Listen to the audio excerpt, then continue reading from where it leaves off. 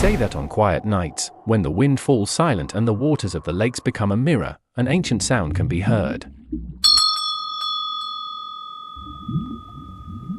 A sound that should not exist, the tolling of bells beneath the water, the echo of a lost faith, or perhaps of a divine punishment that never fully ceased. For centuries, peasants, monks, and sailors swore they had heard the same, bells ringing from the depths of lakes and seas, where, as the tales went, lay the ruins of entire villages swallowed by the fury of God or the greed of men. It was a phenomenon that no one could explain. Yet everyone feared it, for to hear those bells was not merely to listen to the past, it was to remember what ought not to be remembered. In this journey, we will explore that medieval mystery which defied reason. Crossing between history and myth, we will discover the sunken villages that gave rise to these legends, the religious interpretations that accompanied them, and the modern attempts to explain what still rings in the darkness today. Thus begins our descent to the depths of time, where the silence of the water is broken by the echo of impossible bells. The phenomenon of the bells that ring beneath the water has its roots in a series of tragedies that deeply scarred the Middle Ages. Between the 10th and 15th centuries, Europe witnessed catastrophic floods, tidal waves, and landslides that swept away entire villages. Yet what began as natural disaster soon turned into sacred tale, for in the medieval mind, nothing happened by chance. Every village swallowed by the waters was seen as divine punishment, and the ruins that disappeared beneath lakes became moral warnings for generations to come. One of the oldest accounts comes from Llanberis, in Wales. There, according to 13th century chronicles, once stood a city called Llyn Celan. It was said to be prosperous, wealthy, and arrogant. Its inhabitants had grown impious, mocking religion and desecrating temples. Then, one night, the waters began to rise without warning. When the sun rose, nothing remained but a lake, and beneath it, so the shepherds claimed, one could still hear the tolling of the church bells. A similar tale was told in Cornwall, England. Along its western coast, people spoke of the mythical kingdom of Lyonesse, a fertile land that stretched between Cornwall and the Isles of Scilly. According to legend, Lyonesse was swallowed by the sea in a single night. Some fishermen swore that, on calm days, the water was so clear they could see the stone towers below and hear the bells of its churches.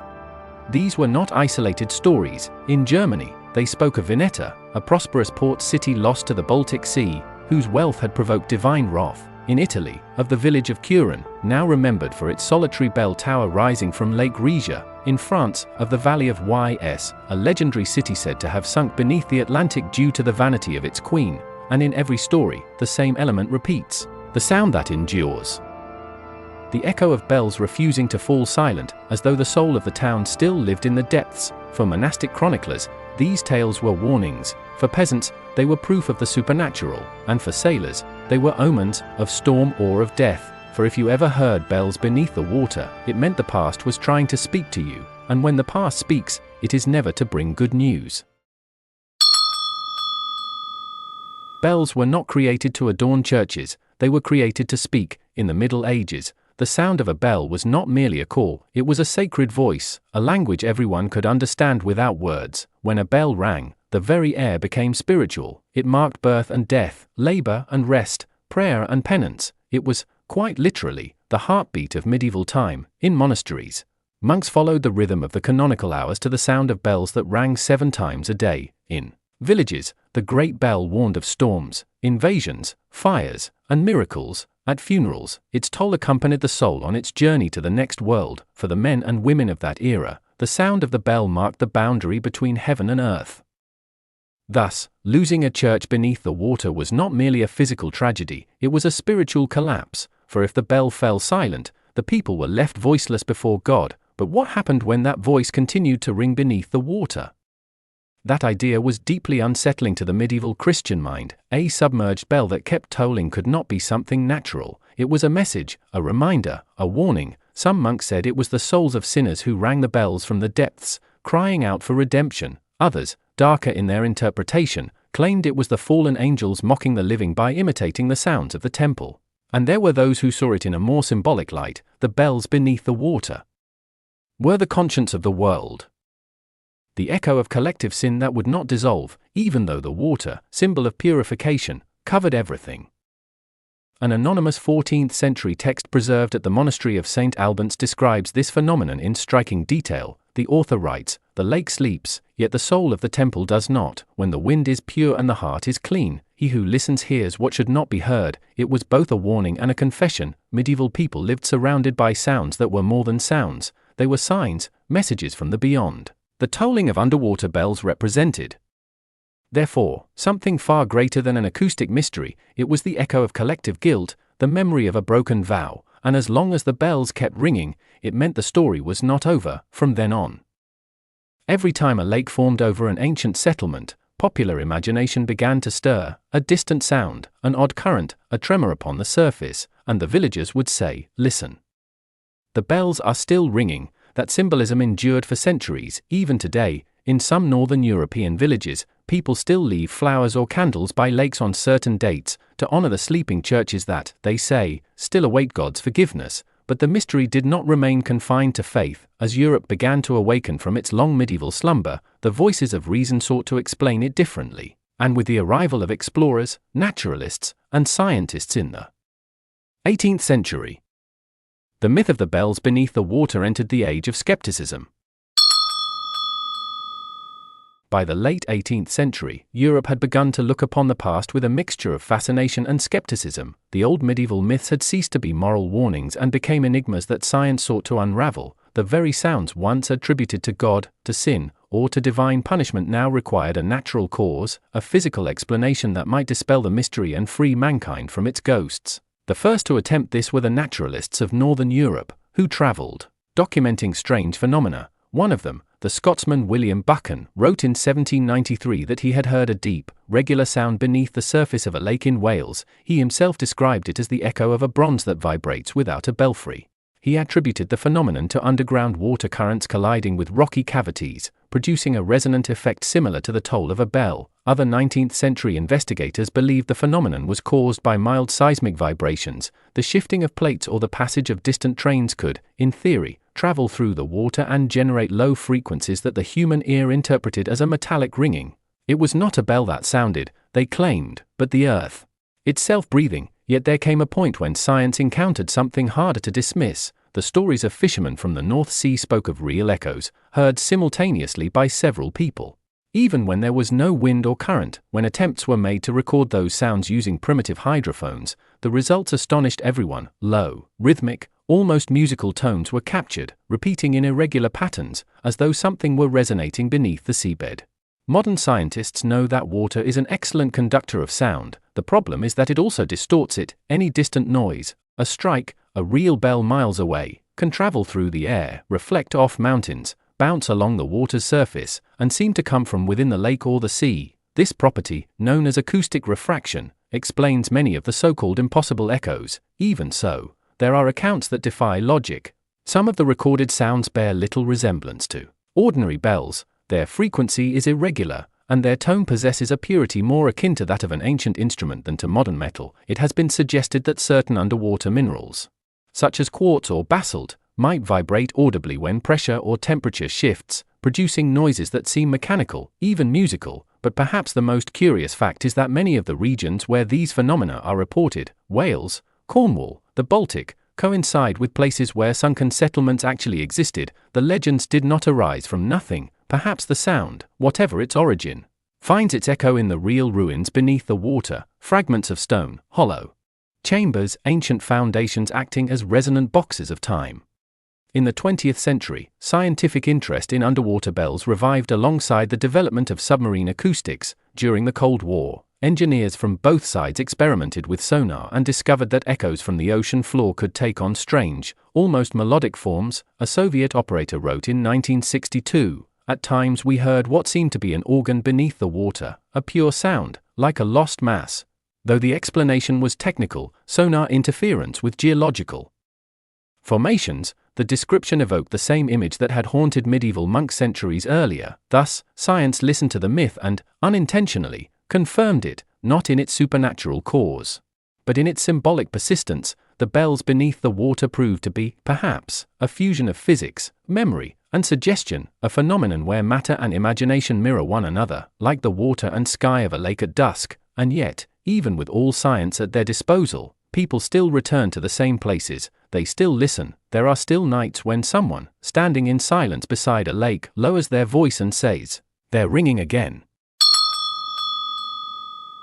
Each generation creates the ghosts it needs, and in the Middle Ages, those ghosts took the form of bells that rang beneath the water. They were not merely stories told to frighten children, they were moral warnings, tales that upheld the spiritual order of the world. For in an age when suffering was daily life and death was always near, sin required a sound to remind mankind of its presence, and that sound was the bronze slumbering beneath the waters.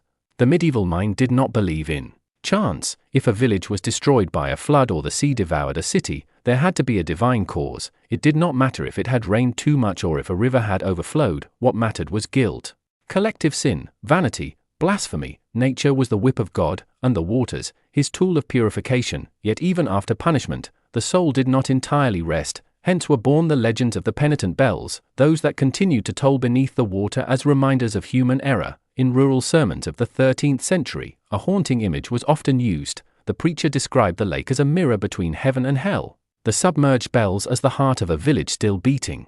Unable either to rise to the surface or sink entirely, the waters were not only their tomb, but their purgatory, and every sound that emerged was a plea for forgiveness carried by the wind into the mountains. Such stories had a clear social function, to remind men of the price of their pride. The peasants knew that every impious act could be repeated in them, just as the bells repeated their lament beneath the water. The myth became both a mechanism of control and of consolation. Control, because it kept faith alive within the boundaries of fear. Consolation, because it suggested that even in damnation, God allowed the soul to keep speaking. With time, the legends changed in tone. In some places, they were no longer signs of punishment but promises of redemption. It was said that when the bells rang clearly once more, when their echo was strong and pure, the waters would part and the village would rise again, a metaphor of the last judgment, when the dead would emerge from their graves and the ruins would become cities once more. The bells were no longer symbols of punishment, but of hope. This shift reveals something profound. In Europe's collective consciousness, the transition from medieval fear to the Renaissance yearning for redemption, humanity ceased to hear sound as a threat and began to listen to it as living memory. The myth, rather than fading with the progress of knowledge, transformed. Each generation gave it a new meaning. The devout heard penance, poets heard longing, scientists heard resonance, historians heard memory, for at its core, those submerged bells represent what humanity cannot let go of: its mistakes, its lost places, its loves, its beliefs that sank but still vibrate somewhere in the depths of collective memory. Every sound beneath the water is an echo of the past that refuses to die. A reminder that history never truly falls silent, and perhaps that is why, even now, these stories continue to be told, because beyond the myth, what resounds in the water is not bronze nor air, but guilt, remembrance, and hope, mingled in a single sound, the sound of what we once were, and what we fear to become again. Europe is filled with places where time seems to have stopped beneath the water, and in each of them, sooner or later, someone claims to have heard bells. The myth no longer belongs solely to the Middle Ages, it remains alive, though its causes have changed. Dams, artificial lakes, villages displaced by progress, all of them repeat, in their own way, the same story of a past that refuses to disappear. One of the best-known cases is that of Lake Resia, in northern Italy. At first glance, it looks like an idyllic alpine postcard, a green mirror of water and, in its center, a solitary stone church tower rising above the waves. Yet that tower is all that remains of the old village of Cantre'r Gwaelod. Flooded in 1950 when the government decided to merge two natural lakes to create a reservoir, the inhabitants were displaced, their homes demolished. But the church endured and remained half submerged as the water rose. It is said that in winter, when the lake freezes and the wind blows between the mountains, a muffled toll can be heard beneath the ice. The real bells were removed before the flood, yet many still claim to hear them today. Another example lies in Wales, where Lake Vyrnwy covers the remains of the village of Llanwdin, built in the 19th century to supply water to the city of Liverpool. The old cemetery, the square, and the church now lie beneath the reservoir. And from time to time, when drought lowers the water level, the foundations reappear, as if the past were drawing breath for a moment before sinking once more. Locals say that on such nights, the wind seems to repeat the sound of the bells that marked the last mass before exile. In France, the village of Tines lived a similar fate. In 1952 it was destroyed to make way for a dam that would supply the Savoy region. For years, former inhabitants swore they could hear the echoes of their church bells when the waters were calm. Engineers attributed it to the shifting ice or tremors in the sluice gates, but to the elders of the village, it was the soul of their home still celebrating its invisible mass beneath the lake. Nor are these the only stories. In Spain, beneath the waters of the Sor Reservoir, the bell tower of St. Roma de Sor still stands. When the wind blows from the east, visitors say they can hear a metallic sound, brief, distant, as if something were trying to rise from the depths. Each of these modern tales unknowingly repeats the same structure as the medieval legends: first the water, then the silence, and then the sound, an echo that defies forgetting. What was once divine punishment is now the consequence of progress. But the result is the same: entire villages vanish, leaving behind an imaginary bell, a symbol of what humanity loses in its pursuit of advancement. The bells beneath the water have thus become a universal metaphor for memory that endures when everything else sinks. It is no longer about sin or miracle, but remembrance. Even in the age of reason, we still need to believe that something from the past calls to us from below, that there are voices which never fade, not even when drowned by time. And perhaps that is why, in every lake where mankind has erased a village, someone always claims to hear bells. It might be the wind, or the vibration of some invisible metal, or perhaps it is simply collective memory reminding us that nothing ever truly disappears, and that the past, when buried, will always find a way to sound.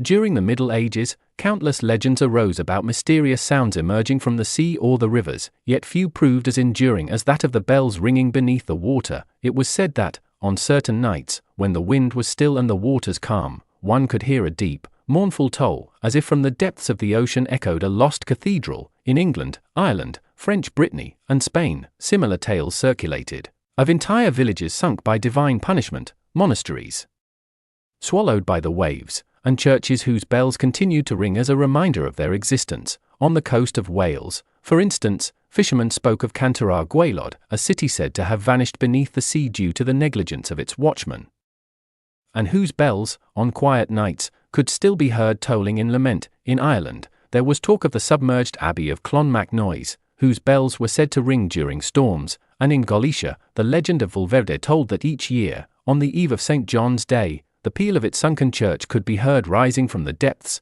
These stories wove together religion, fear, and collective memory. In an age when nature was seen as the mirror of divine will, the sound of bells beneath the water was not merely a mystery, it was a warning. It reminded humankind of its sins, and of the punishment that awaited those who defied God.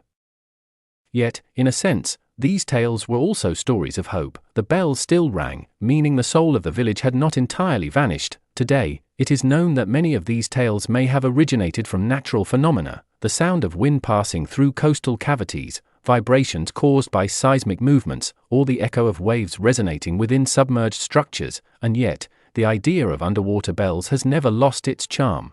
It lives on in songs, stories, and legends still told by the sea. And perhaps, deep down, the point is not to explain the phenomenon, but to understand why humanity still needs to hear that impossible echo, as if, within it, resounded the memory of what once was and the promise of what might one day return. Thank you for watching. If you enjoyed learning about this extraordinary event, please consider subscribing for more videos about forgotten moments in history. There are countless stories like this one, brief, fascinating, and full of lessons about power, ambition, and humanity. Until next time, I'm your narrator, and this was When Sunken Villages Still Ring Their Bells.